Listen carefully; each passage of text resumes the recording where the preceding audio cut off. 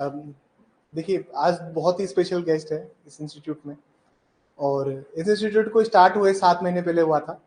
और जो इस इंस्टीट्यूट को बनाने के पीछे का जो एम था वो ये सिर्फ ये था कि बच्चे को हेल्प करना है। प्री मेंस इंटरव्यू जिस भी स्टेज पे आपके पास आता है, आप उसको एक होमली एनवायरनमेंट देंगे। कभी भी हमने अपने स्टूडेंट को स्टूडेंट की तरह ट्रीट नहीं किया। हम हमेशा ये हमने ये राह अपनाई कि वो हम हमारे लिए वो एक मेंटरशिप प्रोग्राम में आए हैं। उनकी फैमिली लाइफ, पर्सनल लाइफ, हर चीज़ हमें पता है। मेरे पास आज अबू खान लॉ अकेडमी ने 15 सिलेक्शंस दिए हैं इस पहली बार में, and touch wood we and our team are doing very great to achieve and accomplish this. तो हर अकम्प्लिशमेंट बिना परसिवरेंस के नहीं हो सकता। आपको लड़ना पड़ेगा, जूझना पड़ेगा, हालातों के साथ देखना पड़ेगा और एग्जाम को निकालना पड़ेगा। अल्टीमेट सक्सेस क्या होती है? देखिए, हर आदमी के लिए सक्सेस की परिभाषा अलग अलग है। कोई आदमी एक 4th ग्रेड की जॉब करके भी उसको सक्सेस है, और किसी आदमी को अगर जेलों मिल रहा है तो उसको भी वो सक्सेस नहीं समझते।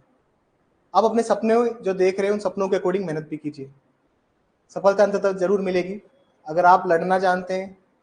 और ऐसे एक उदाहरण है हमारे सामने सरिता मैम का। और सरिता ये जब आए थे मेरे पास मेंस के टाइम पे, मेंस आंसर राइटिंग में, तब इन्होंने कहा था कि सर मेरा कभी पेपर नहीं होता, मेरा कभी पेपर पूरा नहीं हुआ आज तक, मेरा मेंस का पेपर पूरा करवा दीजिए, मैं निकाल लूंगी एग्जाम।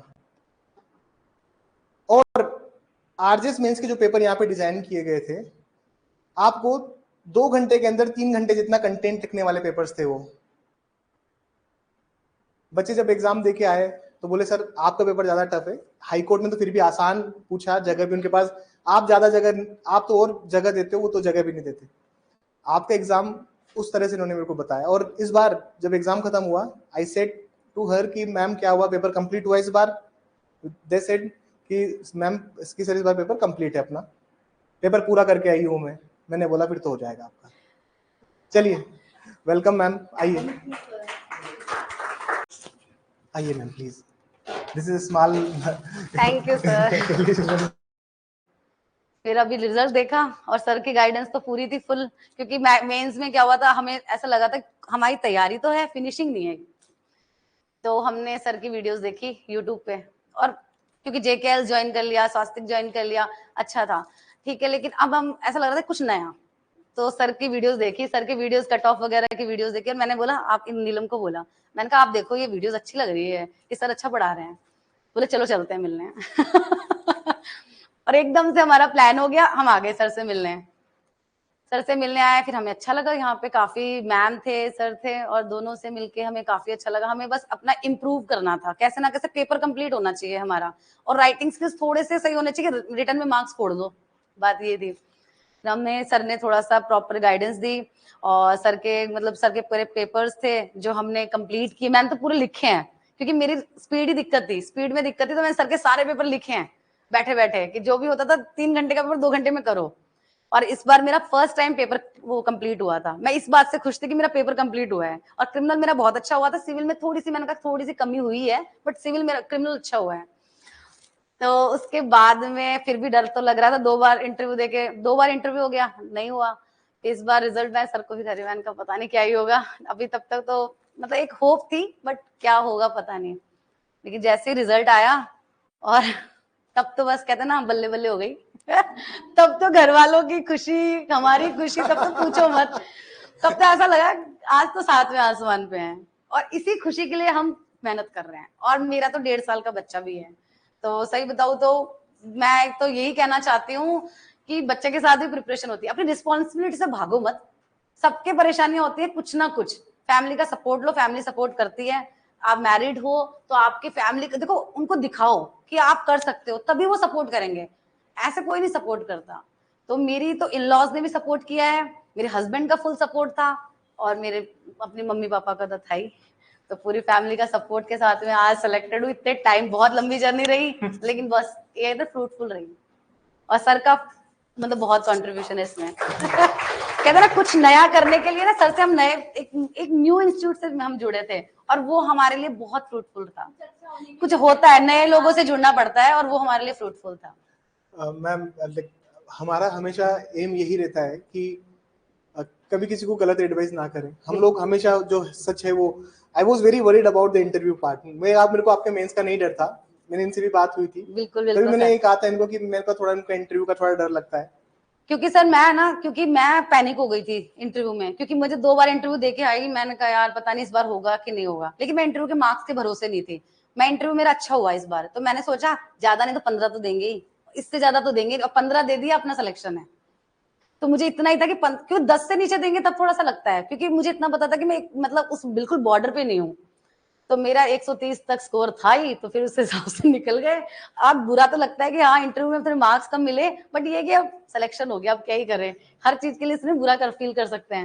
इंटरव्यू में क्या क्या सवाल पूछे आपसे? मुझसे इंटरव्यू में सवाल थे suspension of sentence and suspension of conviction, bail, types of bail, default bail, interim की एक क्वेश्चन ऐसे थे हम रोज डिस्कस करते थे, और ऐसे मतलब मेरे से सारा वैसा ही क्वेश्चन हुआ। और यूथनेशिया के बारे में पूछा, यूथनेशिया का पूरा पूछा था, एक्टिव यूथनेशिया, पैसिव यूथनेशिया, और अब तो याद और नहीं आ रहे थोड़े, बस ऐसे कुछ था याद नहीं आ रहे, बट अच्छा था इंटरव्यू, अच्छा था। विनीत माथुर जी के बोर्ड में था, ऑनरेबल जस्टिस उनके। ठीक है, मुझे कोई सवाल है किसी के कोई पूछने के लिए तो प्लीज आप लोग पूछ सकते हैं। और थोड़ा सा ये हमारा तरफ से टोकन ऑफ एप्रिसिएशन मैम आपके लिए। देखिए थैंक यू आप ही सर। लोगों से हम लोगों की पहचान है मैम। सर और आपकी वजह से हमें भी पहचान मिल गई। देखिए हम दोनों एक दूसरे के पूरक है। बिल्कुल सर। एक शिक्षक एक छात्र के बिना कुछ नहीं, और एक छात्र एक शिक्षक के बिना कुछ नहीं है। हमारा हमेशा एम यही रहता है, और हम लोग यही चाहते हैं कि जो भी बच्चा हमारे पास आ रहा है अल्टीमेटली वो उस गोल को अचीव करके जाए। बिल्कुल सर। उसने अगर एक सिंगल पेनी भी हमारे पास खर्च की तो उसको चीज मिले, अकम्पलिशमेंट हो, और वो चीज को प्राप्त करे, इसके लिए वो बनाए। बिल्कुल। सफलता के कई आयाम हो सकते हैं, लेकिन सफलता रात को अच्छी नींद दिला के लाती है। बिल्कुल यही, बस ये है कि कंटिन्यूस वो करो, प्रिपरेशन करो, अपने पॉजिटिविटी रखो, नेगेटिव लोगों से दूर रहो। नेगेटिव लोग आएंगे, नेगेटिविटी डालेंगे आपके भी मन में, काफी लोग आएंगे ऐसे कि यार तेरा सिलेक्शन नहीं हुआ, ऐसा हो गया, तो पक्का कुछ ना कुछ गड़बड़ होगी। इस गड़बड़ को हटा लो पहले, क्योंकि गड़बड़ तो होनी है, उससे हमें हटके प्रिपरेशन करनी है ना। क्योंकि 2 बार मेरा सिलेक्शन नहीं हुआ, मुझे भी लोगों ने बोला अप्रोच लगाती हो जाता। लेकिन एक बात बताऊं, जो मैंने मेहनत करके सिलेक्शन हुआ है ना, वो खुशी जो आज मुझे मिल रही है ना, वो नहीं मिलती मुझे। ये बात सही है ना सर, वो खुशी नहीं मिलती है। अल्टीमेट हैप्पीनेस यही है ये बात कि आज कम से कम मैं अपनी जॉब में तो अपना क्या ना 100% दिखाऊंगी ना, मुझे कभी डर नहीं रहेगा। किसी की वजह से नहीं लगे। Thank you sir. कोई सवाल है किसी का? हाँ मैम प्लीज थोड़ा सा एड्रेस कर दीजिए लोगों को क्वेश्चंस में। Hello sir. मैम मेरा जैसे आपसे सवाल है कि आप जैसे स्टडी करते थे सेल्फ स्टडी, तो मतलब आपका क्या टाइमिंग रहता था, क्या बुक्स और पढ़ते थे आप?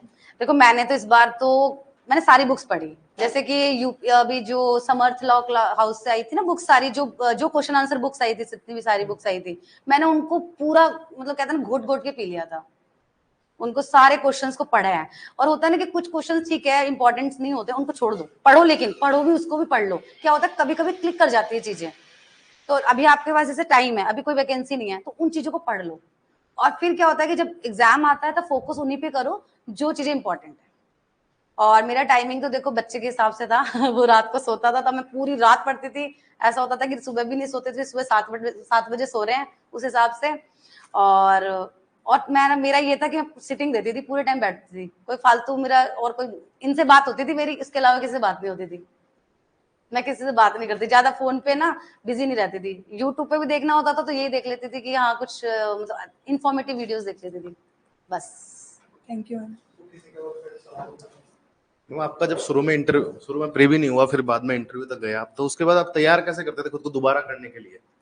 वो तो एक बार तो प्रीवी नहीं हुआ, फिर इंटरव्यू भी रह गया, फिर इंटरव्यू रह गया, फिर आप कैसे तैयार करूं खुद को? देखो मैं लोगों से इफेक्ट नहीं हुई ज्यादा, लोगों ने मुझे आके अच्छा भी बोला बुरा भी बोला, तू कर सकती है, लेकिन मुझे मन में मुझे पॉजिटिव ये लाना था कि ना ठीक है, मुझ में कमी थी कुछ, मैंने कभी ये सोचा ही नहीं कि मैं कुछ किसी गलती किसी और की है, मैंने सोचा मुझ में कमी हुई है, कहीं ना कहीं मुझसे मेहनत में कमी हुई है। तो इस पॉजिटिव अप्रोच के साथ में मैंने स्टडी करी है, यही मुझे लगता है कि यही सबसे बड़ा मोटिवेशन है मेरे लिए। आपको कभी ऐसा नहीं लगा कि मुझे कुछ और ट्राई करना चाहिए या किसी और? मैंने देखो मैं बताऊं, मेरा मन ही नहीं था कुछ और करना, मुझे राजस्थान से बाहर नहीं जाना था मैंने, क्योंकि मेरा ससुराल साइड अभी दिल्ली है, तो लेकिन मुझे ऐसा हुआ था कि मुझे अपनी बाउंड्रीज में रहना है, कहता नाम कमाओ तो अपनी बाउंड्रीज में कमाओ। बाहर जाके तो कोई मतलब नहीं है, इसीलिए मेरा ये था, मेरा एक मन में था बस, और कुछ नहीं है। मैम मेरा ये क्वेश्चन था कि आपने हिंदी इंग्लिश जीके इन पे कैसे किया कमांड? मेरा हिंदी तो ये था, मेरा राइटिंग स्किल्स वैसे सही है, अच्छे हैं। तो मेरा इंग्लिश का ऐसे था कि मेरी राइटिंग अच्छी है, सबसे पहली बात तो राइटिंग अच्छी है। दूसरा मेरा ना मतलब ये अप्रोच है कि एसेज में ना, जैसे कि मेरा ना क्रिएटिव आइडियाज है, तो मैंने कभी रट के लिखा नहीं, कभी भी रट के नहीं लिखा, रट के मैंने एसेज याद नहीं कर रहे हैं कभी भी। जो मेरे में मतलब मैं बहुत सारी चीजें पढ़ती रहती हूँ, जैसे अपने को पता है कि वुमेन से रिलेटेड ऐसे आता ही आता है, ठीक है, इस बार नहीं आया लेकिन आता ही है, चिल्ड्रन से रिलेटेड आता ही है, कुछ टॉपिक्स है जैसे कॉन्स्टिट्यूशन से रिलेटेड आएगा ही आएगा, तो ये टॉपिक है ना, इनके बारे में पढ़ती रहती हूँ। जैसे कि अभी राजस्थान में कितनी वुमेन्स है, कितनी वुमेन एम्पावरमेंट के बारे में, कि कहाँ पे वो रूमा देवी हैं, उन्होंने कितना मतलब ग्रामीण लेवल से उठ के आई हैं, फिर वो एक मास्टर शेफ में गई थी। तो ये चीजें क्या होता है, ये कहीं ना कहीं हम एड ऑन करते हैं ना अपने उसमें एसेज में, तो कहीं ना कहीं इफेक्ट डालते हैं कि हम जनरल नॉलेज हमारी अच्छी है। तो ये चीजें हैं कि मैं, ये क्रिएटिव आइडियाज रहते हैं, दूसरों से अलग करता है मुझे, बस यही है। और तो आप मतलब पढ़ते कैसे थे, कहाँ से क्या क्या रेफर करते देखो थे? मैं तो किसी चीज में घुस जाती थी तो घुस ही जाती थी। अब जैसे अभी आपको पता है कि कभी कोलकाता मर्डर केस आया था जो, उसमें क्या हुआ कि उस टाइम हमारा मेंस का एग्जाम चल रहा था, लेकिन मैं रोज उनकी वीडियोस आ रही है और मैं उनका पूरा देख रही हूँ, क्या हुआ, क्या एविडेंस आए क्या नहीं आए, और मैं इनको पकाती थी रोज फोन करके, मैं इनको पूरा बताती थी। कहते थे आप तो घुस गए, मैंने कहा हाँ मुझे तो इसमें ये एविडेंस मिले, इसने आज ये किया, इसने आज ये किया, मतलब ठीक है वो स्टडी से अलग था, ठीक, कहीं ना कहीं मुझे लगता था कि इन्फॉर्मेटिव है मेरे लिए, मुझे मतलब जजमेंट राइटिंग में वो दे रहा है ना, हेल्प कर रहा है, तो कहीं ना कहीं हेल्प कर रहा था। तो बस मुझे एक ही चीज अच्छी थी कि मेरा राइटिंग स्किल थोड़े सही थे, तो मेंस के लिए कैसे तैयारी करें, मतलब मैं डायरेक्ट या डायरेक्ट के अलावा? देखो बैरेक तो करना ही है, बैरेक को तो छोड़ना ही नहीं है। ये है कि आपको अपने राइटिंग स्किल अच्छे करने हैं, तब आपको थोड़े से बुक रेफर करने की भी जरूरत नहीं है, ज्यादा बुक्स रेफर करने की तो नहीं है। जैसे मैंने बता रही हूँ कि ये समर्थ लॉ हाउस के इससे क्वेश्चन आंसर्स है, ये काफी आपको अच्छे हैं, मतलब लेवल के दे देते हैं आंसर्स, और देखो लिखा उतना ही जाता है जितना हमारे दिमाग में होता है, ऐसा नहीं है हम सब कुछ लिख सकते हैं, हम एक एक लाइन ही लिखेंगे उन सबकी। जैसे सर ने काफी चीजें बताई थी हमको, जैसे कि मुझे आज भी याद है ये एविडेंशियल वैल्यू ऑफ FIR, दो चीजें करके सब्सटेंटिव वैल्यू ना ऐसे करके, तो वो बताया, वो मुझे फर्स्ट टाइम बहुत अच्छा लगा। फिर मैंने क्या हुआ उसको लिखा, सर ने पॉइंट वाइज लिखवा दिया, फिर मैंने उसको लिखा कि सारे पॉइंट कवर भी होने चाहिए और ऐसा होना चाहिए 4 या 6 नंबर क्वेश्चन में आ जाए सब कुछ। तो हमने एक एक लाइन में उसमें कवर किया। तो वो चीजें है कि आपको लिख के तो थोड़ी बहुत प्रैक्टिस, जैसे मुझे पता था मेरी कमी की मैं पेपर कंप्लीट नहीं करती, तो मैंने लिख लिख के प्रैक्टिस करी, और जिसको जैसे पता है कि मैं पेपर कंप्लीट कर लेती तो वो कुछ और करो, जैसे अपनी कमी ढूंढो, लेकिन अपनी वीकनेस, जैसे मुझे ये भी पता है कि मैं पैनिक भी हो जाती हूँ जल्दी, इंटरव्यू का डर था मुझे कि मैं पैनिक अगर मैं पैनिक हो गई तो दिक्कत हो जाएगी, नहीं होगी तो बहुत सही से होगा। तो मैंने इंटरव्यू के भरोसे ही नहीं थी, मैंने कहा इंटरव्यू में चाहे कुछ भी हो जाए लेकिन अपने को रिटर्न में ही फोड़ना है, रिटर्न में अच्छा आ जाएंगे ना तो कोई दिक्कत ही नहीं है। ये था बस, ये अप्रोच लेके ही चले थे। ठीक है, Thank you so much, ma'am. Thank you sir. For given the time and opportunity, and Neelam ma'am and Sarita ma'am, I'm always thankful for you कि आप लोगों ने अपना नाम के साथ तक मेरा भी नाम थोड़ा बनाया। सर ये तो हम मैं थैंकफुल आपके लिए, हमारा सौभाग्य मानते हैं कि हम पाकिस्तान लॉ अकेडमी बिल्कुल बिल्कुल सर। कमियां थी वो दूर हुई फाइनली। मैम अल्टीमेट सक्सेस अगर किसी बच्चे को हम लोग दिला पा रहे हैं, इससे अच्छी बड़ी बात हमारे लिए नहीं हो सकती। और जो होमली एनवायरनमेंट जिस इंस्टीट्यूट में हमेशा आपको लगा होगा, बिल्कुल सर, कभी आपको आउटसाइडर नहीं फील हुआ होगा, क्योंकि हम लोग किसी को भी नहीं फील होने देते। Thank you so much. Thank you sir. So life ऐसी होती है, देखिए happy ending end of the day I जाती है लाइफ में। जैसे आज दोनों के लिए आ गई, आज ये हैप्पी एंडिंग हो चुकी है, ये वो पढ़ाई के करियर की। ऑल्दो नीलम मैम अगर चाहें तो एडी जाए, अदरवाइज CBI और NIA में ही बहुत अच्छा फ्यूचर है। बहुत अच्छा है सर। लाइफ में हम सब लोग यही चाहते हैं कि हम लोग कंक्लूजन तक पहुंचे। अगर आप रूल्स ऑफ प्लीडिंग में भी देखोगे तो उसको ऐसे फ्रेम करना चाहिए, किसी भी सूट को ऐसे फ्रेम करो जिससे कोई कंक्लूसिविटी आए। लाइफ के साथ भी वही है, अगर आप तैयारी कर रहे हैं तो ऐसा सोच के तैयारी कीजिए कि कंक्लूसिव कुछ एंड ऑफ द डे आपके हाथ में लगे। जो बच्चे निराश हुए हैं, असफल हुए हैं, उनके लिए तो सिर्फ इतना सा मैसेज होता है कि और भी एग्जाम्स हैं जहाँ पे हम अपने सपने पूरे कर सकते हैं। देखिए क्योंकि जुडिशियल सर्विसेज का स्टेज ऐसा है कि 1.5-2 साल में एक बार आती है, 6-7 महीने का रिग्रेस प्रोसेस है, और एक भी प्रोसेस आपको थोड़ी सी भी रेस्ट नहीं करने देता। हर प्रोसेस के अंदर 3 स्टेजेस हैं, और लास्ट स्टेजेस के अंदर तो जब फाइनल लिस्ट बनती है उसमें तो आपके सिविल पे law paper 1, criminal law paper 2, Hindi English interview, तो 5 चीजों पे डिपेंड होके मार्क्स फाइनली तैयार होते हैं। आप और भी मुकाम है जो हासिल कर सकते हैं। जो बच्चे असफल रह गए वो तो निराश ना हो, ठीक है। बाकी thank you so much ma'am again. Thank you I'm sir. we all the team of the Abhyuthana is very thankful to you. Thank you sir.